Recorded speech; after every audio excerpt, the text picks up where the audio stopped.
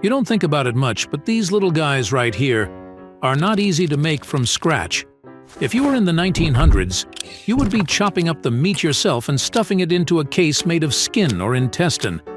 Rinse and repeat until you have a bunch of sausages.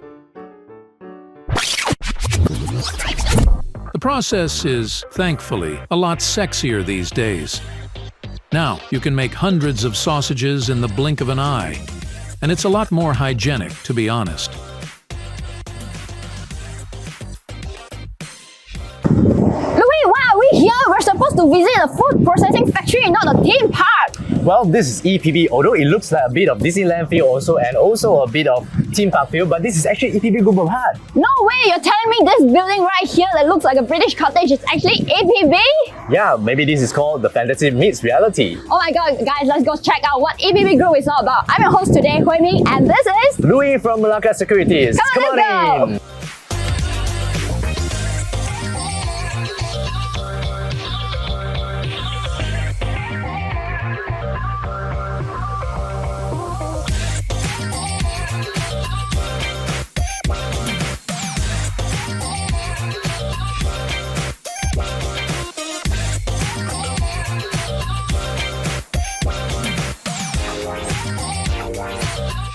Hi, welcome back. We just finished our factory tour and we are right back in this office. So on my left, we have Loui, the head of research of Malacca Securities, and on my right, we have Mr. Yeoh, the managing director of EPB Group Berhad. So after the factory tour, I think I was so mesmerized about all the automation and how it actually makes everything so efficient. How do you feel after the factory tour, Loui? I feel very exciting because this is my first time entering a factory and seeing a lot of things, especially the automation and robotics part. I think that is very fascinating. So I think maybe we can actually ask Mr. Yeoh to actually explain a bit about background, right? I mean, so Mr. Yeoh, can you tell us an introduction about EPB? Like, what is this all about? What do you actually do? I started this in I think 1990. At that time there was no name because I started everything by my own. So when I started, I had no money. It was very difficult. Then we start to build small one. We start to become industrialized also after 90. So there are more food company. They want packaging machine, automatic packaging machine. That's why I think I was in the right time. It's just coincidentally that I came in the right time. So in year 2000, we start to build our own machine. And in this factory? No, it's very small, very small. Even the first one, I rented the place. I share with the L license guy. I can't afford the renter in Butterworth. Then we start to we are selling more and more. And how Mr. Liu come into me, I got a project from KLIA doing the kitchen. So servant kitchen, not for the public but for the staff. So the in-flight stuff. And I got the contract, but actually I didn't have that experience at the time how to make kitchen. Okay. So what does that have to do with the machineries and the... Definitely you have a lot to do with machinery. Because when you set up a kitchen, you need machine. You need washing machine, cooking machine, you need all kind of cooking facilities. I see. But I was in the food industry and that time this one was big. To me that time that project was I think 3.2 million that time.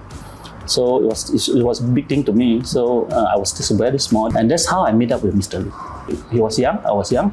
So he want to do something more. That's why we meet up, and then he settled for me that project in KIA because his background was doing fridge. This the kitchen fridge for restaurant. So somebody introduced him to me, and then we start to meet up, and then we talk, and then he support me a lot at that time.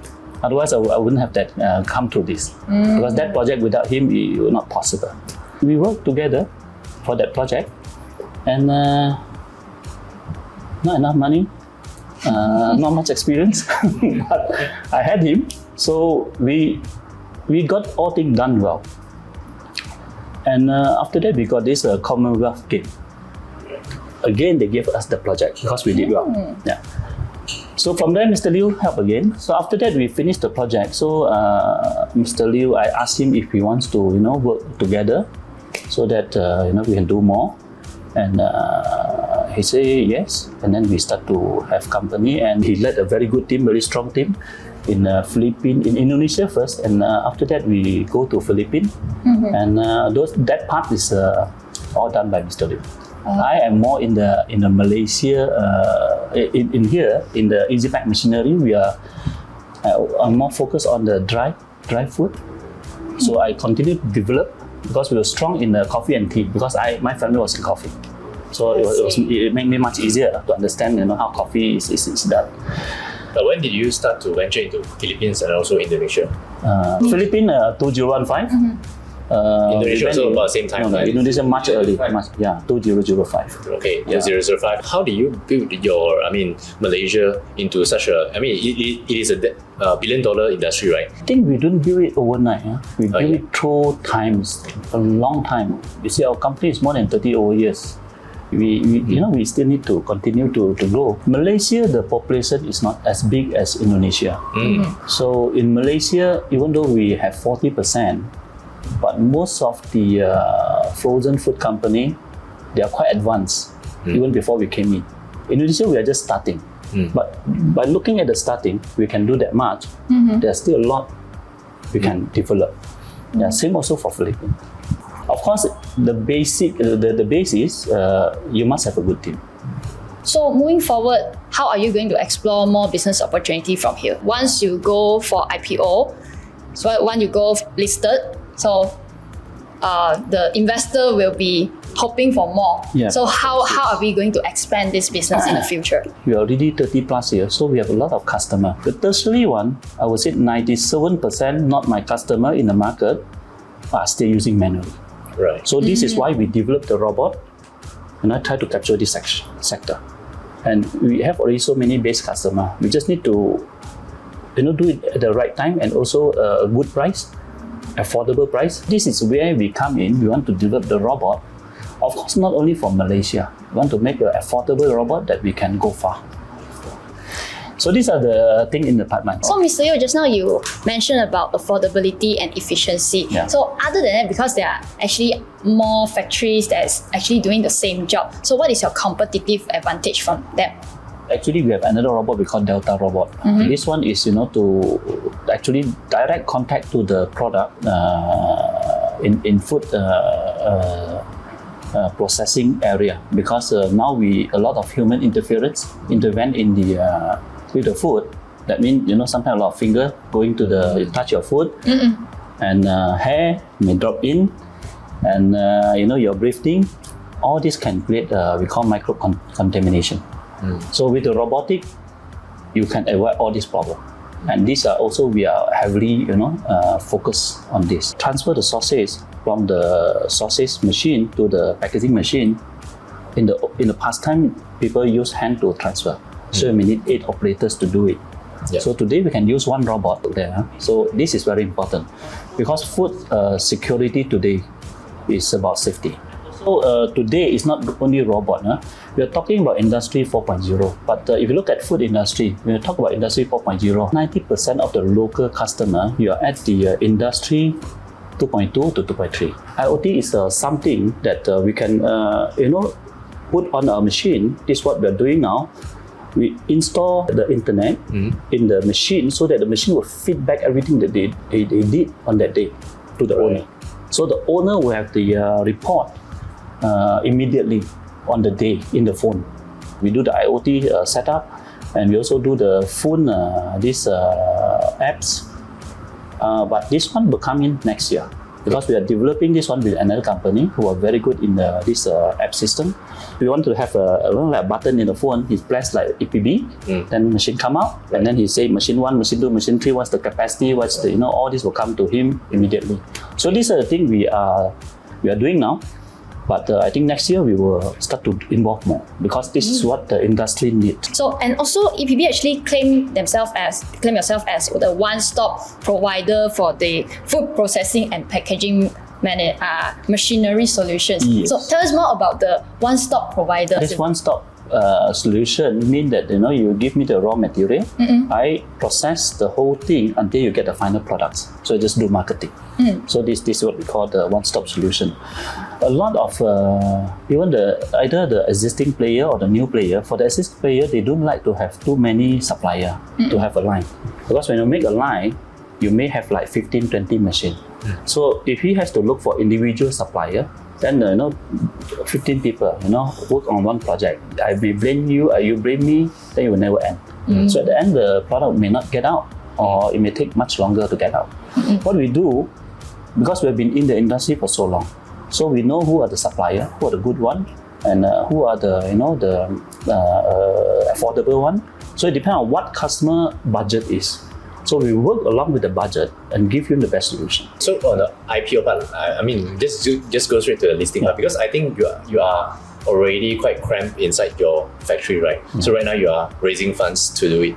I understand that about 1 million is for machineries, and a lot of it is for the land. Can you tell us more about the growth expansion plan in terms of that land? I think through the history, our growth is every year we increase like 15-20%. Land we'll focus on, like I said, we'll focus on the robotic. Of course, on the automation, we continue to strike. But the robot will be, the focus we want to do for new thing. Right. For us, we will have a better advantage. Okay. Because we already know them.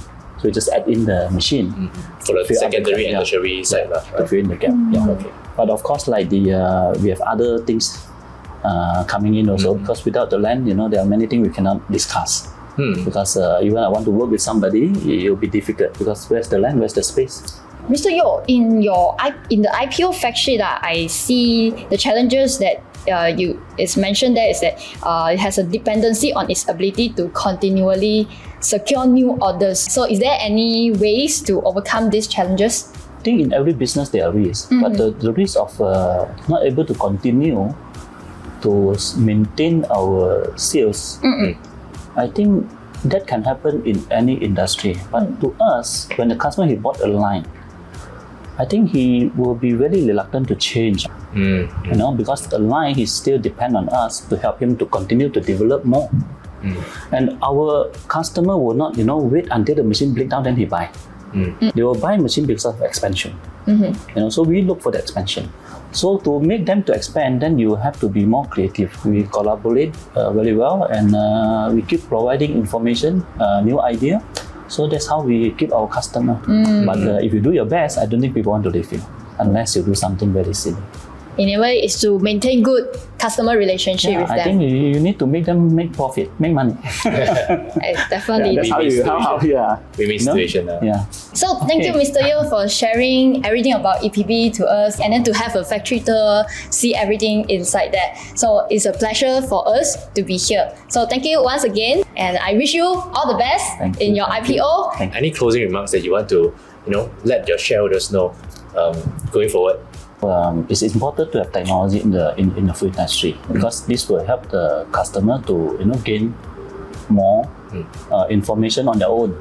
I think all this will be profit to our customer. Same also when they profit, they'll come to us.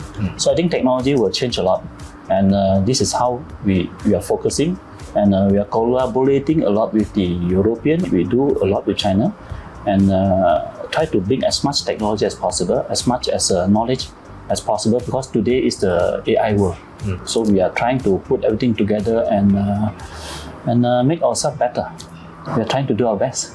Okay, that's very good closing remarks from Mr. Yeoh. Thank you so much. Thank you very much.